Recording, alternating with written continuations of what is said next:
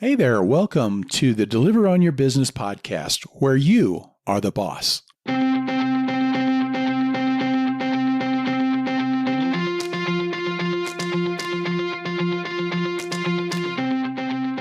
Ron from EntreCourier.com. Entree is from entrepreneur, for somebody who is in business for themselves. And here's the deal, folks. If you're an independent contractor, you are operating a business, ready or not. So that makes you an Entree Courier. Welcome to the club. This podcast is here to help you think like a business owner and to thrive in your business. So let's get started, shall we?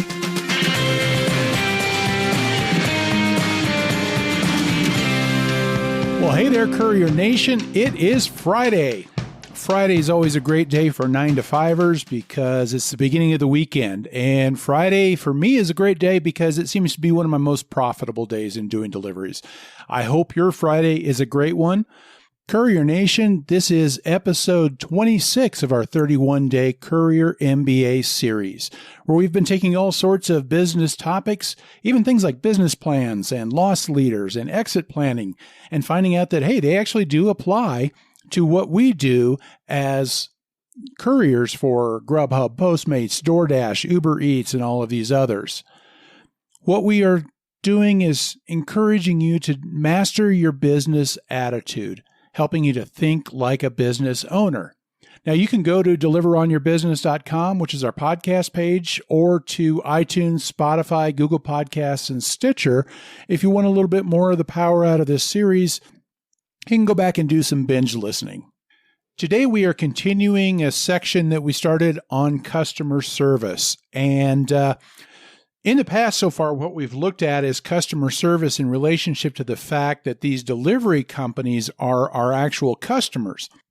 But today, I want to get into a little bit about customer service skills, how they can make a difference for you, especially when it comes to tipping. And a lot of this is going to apply, especially if you're doing deliveries for Postmates and Ubereats, because those are the two out of the major platforms where the tipping is often done after the delivery is over with. And in that situation, that's where you can actually make some extra money on tipping.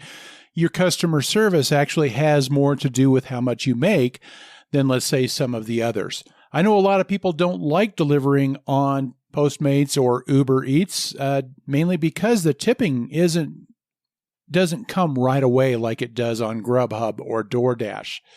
Personally, I kind of enjoy the challenge, and especially more with Postmates.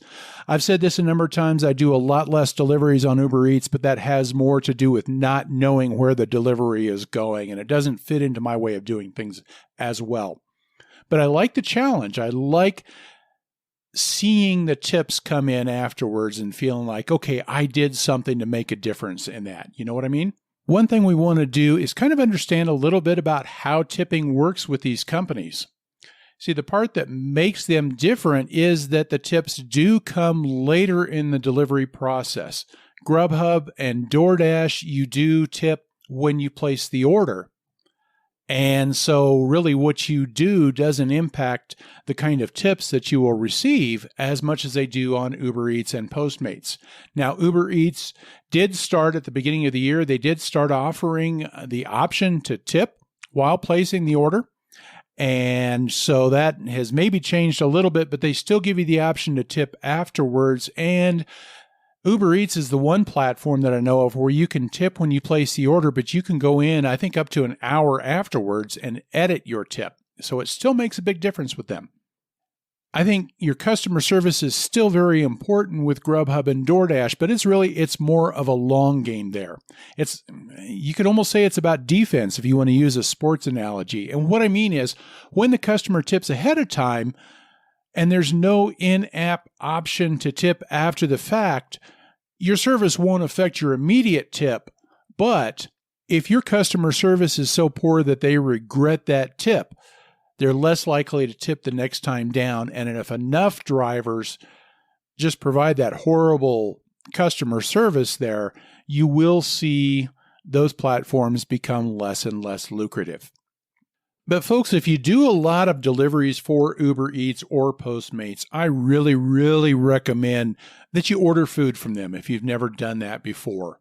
And it doesn't matter whether or not you normally do deliveries and maybe you're just that good, that you realize it's not worth the money to have food delivered.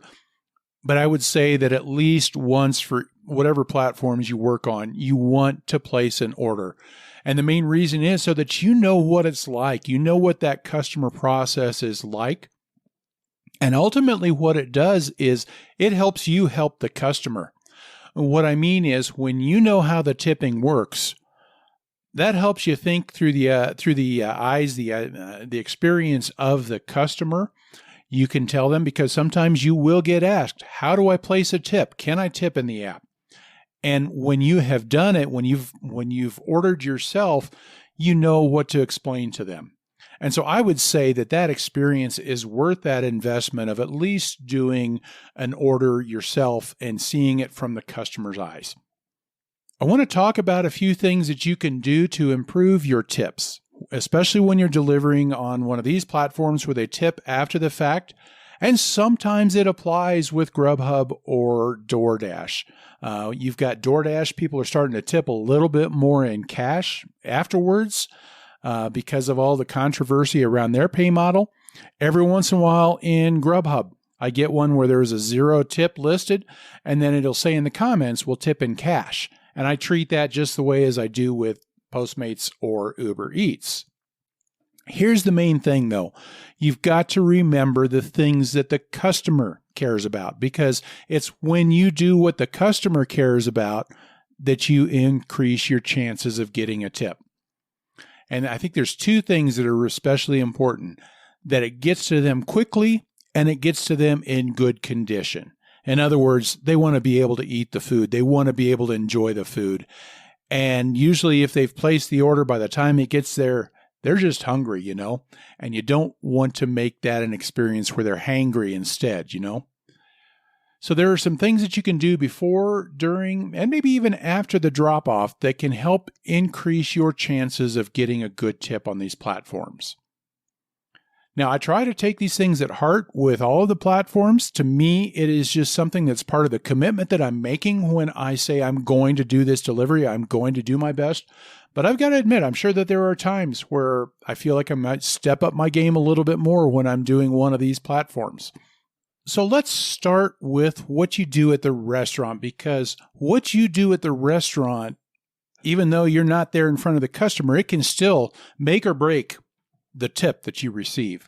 What you do makes a huge difference there, because remember that your customer wants the food quickly and in good condition, and you can make a huge difference on both of those, even while they're not even seeing what you're doing. And the first part is get in and get out quickly.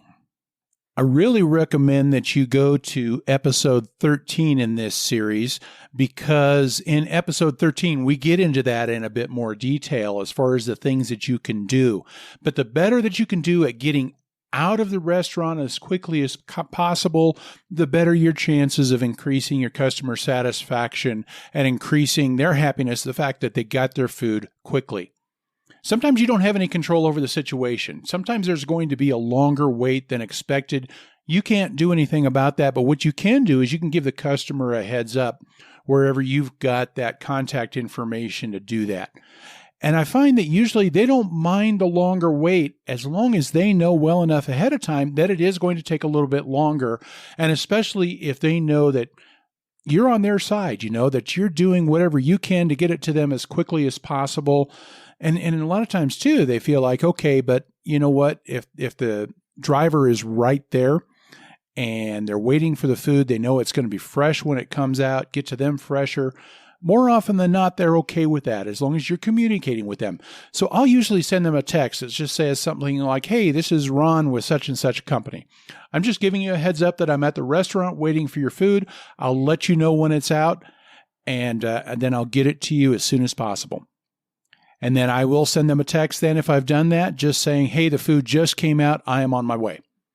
And usually that's about it. You don't want to overdo the communication. You don't want to pester them. But if you're being courteous, giving them a heads up, I think that makes a huge difference. The other thing at the restaurant that you want to do is you want to secure the food. You want to make sure that it has its best chance possible getting to the customer. You want to get it to the customer in fantastic condition.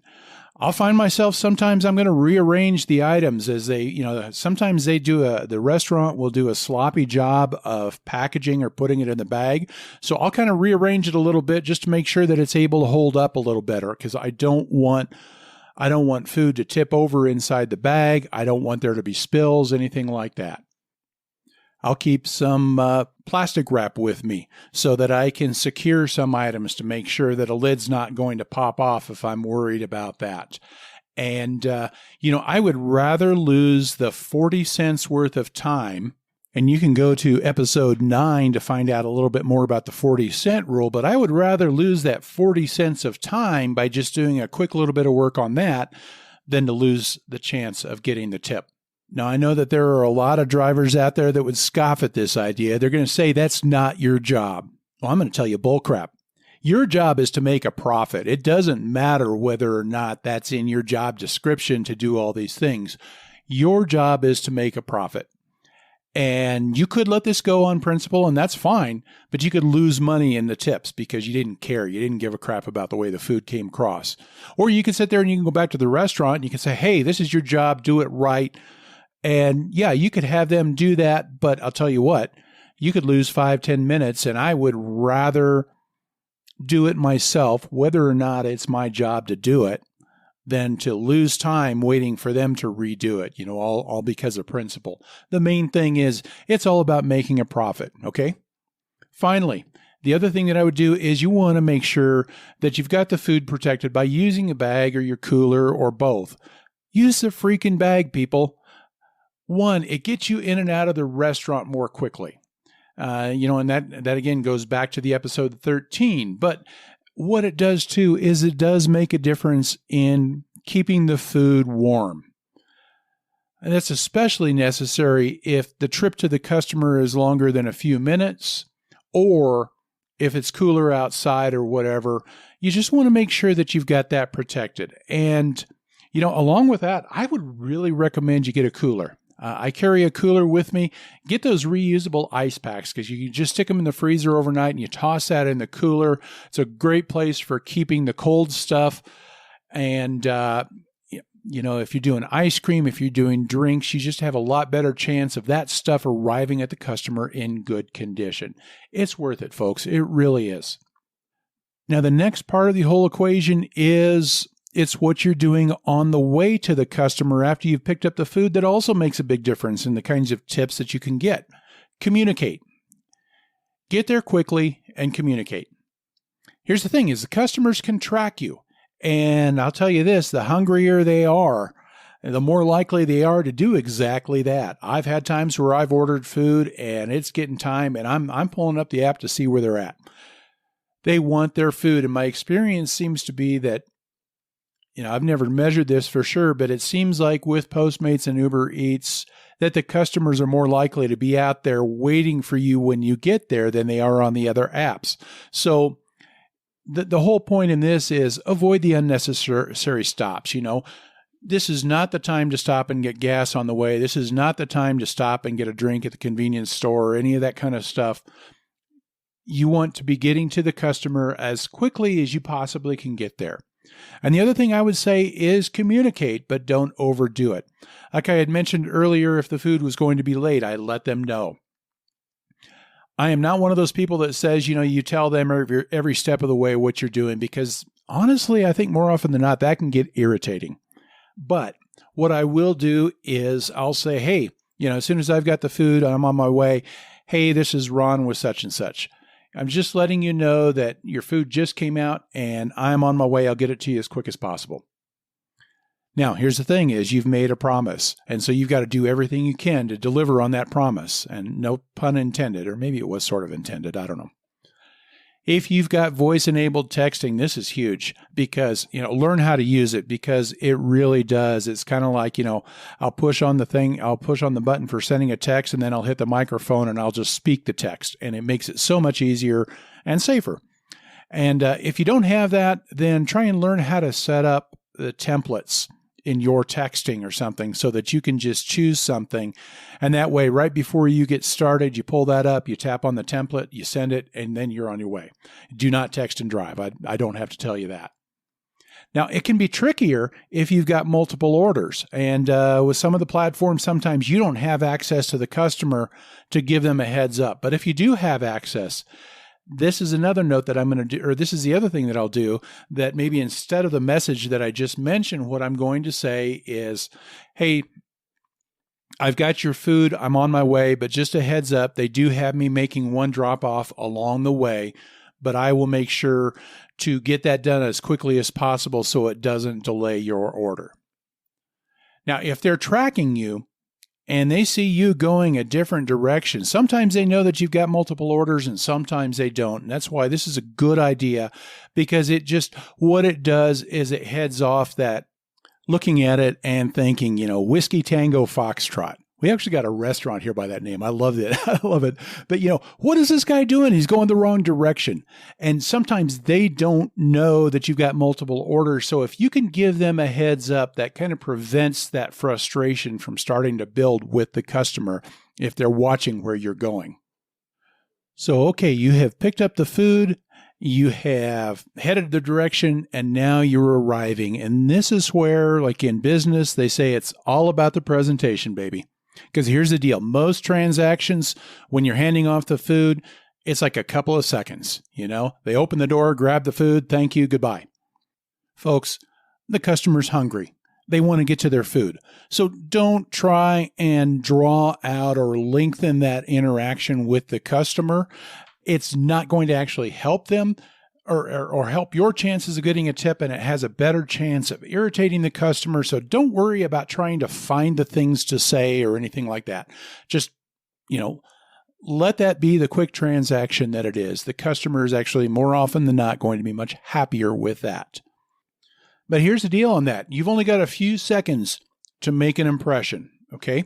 So here are some things that I want you to think about when you get to the customer. The first thing is, when you get there, if it's anywhere where they can see you when you arrive, if there's any chance of that, you want to pull right up, grab the food, jump right out, get up there. Because if they see you hustling, that tells them that you care about what they care about. Look good. Seriously. Now, I see people all the time where they're picking up at restaurants and I look at them and it's like, there's no way I want them touching my food. Because, they're sloppy or they're not very clean or any of that stuff. And it's like, no, you are not touching my food, fella. You know what I mean? And you do not want to be that person. But the other side of it is that it's that impression that they get from how you look that sends a signal to them about how well you're taking care of your food. When you look good, they see that you are taking this seriously, that you care about what you're doing, and they feel more confident about you've cared for their food as well. And that kind of thing is very important to them. Bring the bag and the cooler, if you used a cooler, to the door. Don't pull the food out of your bag and your cooler in the car and take it up. Bring those things to the door, even if it takes a few seconds, because those few extra seconds, I know I'm all about time is money and the 40-cent rule, but those few extra seconds are actually worth it, because what they see is they see that you've been taking care of the food. When you demonstrate that you're pulling the food out of a hot bag, when you demonstrate that you've got the drinks and you got the cold stuff in a cooler and that you actually had that with them, it actually makes a difference. It shows them that you're getting the food to them the way they want the food brought to them. And then at that point, I say thank them quickly and leave. Don't ask for a tip. Whatever you do, do not ask for a tip. Do not do anything that actually lengthens that transaction time, because more often than not, the customer doesn't want a longer transaction time. But do not ask for a tip. I think that works against you more than it helps you. Now, I want to add a few extra quick thoughts about appearance, because I think it really, really makes a huge difference when you look professional. You've got a few seconds to make an impression. And if you look like crap, that impression is right there right away, and you have a much lower chance of getting a tip. This is their food you're talking about. You do not want to turn the customer's stomach by the way you look. Do you understand what I'm talking about? Now, the question is, do you need to wear the uniform? Now, I'll put a link in the show notes for the article that I put up on this about wearing a uniform. Now, I will say that a shirt with the company logo is probably better than what I see on most drivers, but personally, I'll never wear the logo of Grubhub, Doordash, Postmates, Ubereats, any of them, for a couple of reasons. One, they're not my employers. Two, they haven't earned the right for that logo. And three, it can create confusion because I will pick up deliveries for other companies while I'm out there if it's slow and different things like that. So I don't want to create that confusion. But now that I've said that, I do wear a uniform myself, but it's one that I've created for myself.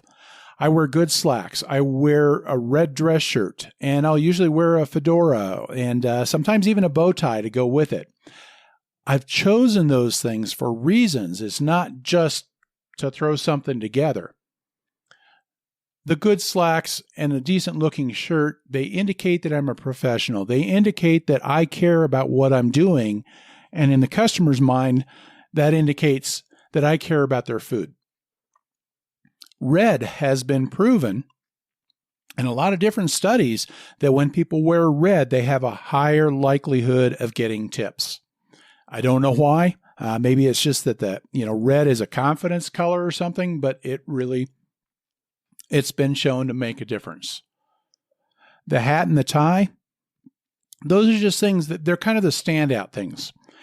Studies have shown that when you have something that makes you stand out, for women, it might be like a flower in their hair or something like that. It's just something that's just a little bit different. It kind of stands out just enough. And in just a few seconds of interaction, that little standout type of thing, it makes you, a little more memorable.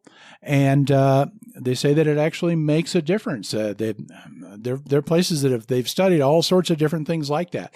So that kind of thing makes a little bit of a difference. The bottom line is people feel better about their food, about their delivery when it looks like you give a crap about what you're doing. And if it looks like you give a crap about what you're doing, then they have a better chance of feeling like you gave a crap about their food as well, and that you actually did your best to get it to them. And that kind of thing ends up equating in a better chance at getting a tip. Now, there's a few extra things that I want to throw out there. These are kind of more like other ideas that you can think about, and it's really up to you whether or not you want to try them. Here's one thing that I found works for me a lot of times on Ubereats. It doesn't seem to make as much of a difference in Postmates. And I think maybe that's because there's still more of a culture of not tipping on Ubereats than there is in the others. But what I will do is I will leave a card. I've got a little card that I printed up. It was $10 to print up 500 of them. And it more than paid for itself, I believe. And the little card is just very simple. It says, "Thank you for your delivery order. I really appreciate it. If I've done a good job, could you let me know by going into the app and rating my performance?" That's it. And now some people will do this with a text instead. I'm kind of one of those that, like I said, you want to communicate, but you don't want to overdo it. But what this does is, and I think the reason that it's worked on Ubereats is that once people get the food, they're not thinking about tipping. I don't think Ubereats does it as much in reminding them to tip after the fact as Postmates does. But what this does is this gets them into the app. And then when they go and do the rating in the app, it asks them to tip. So what I'm doing is I am just directing them somewhere else that is going to ask them to tip without actually asking them to tip myself. I found that could be pretty effective.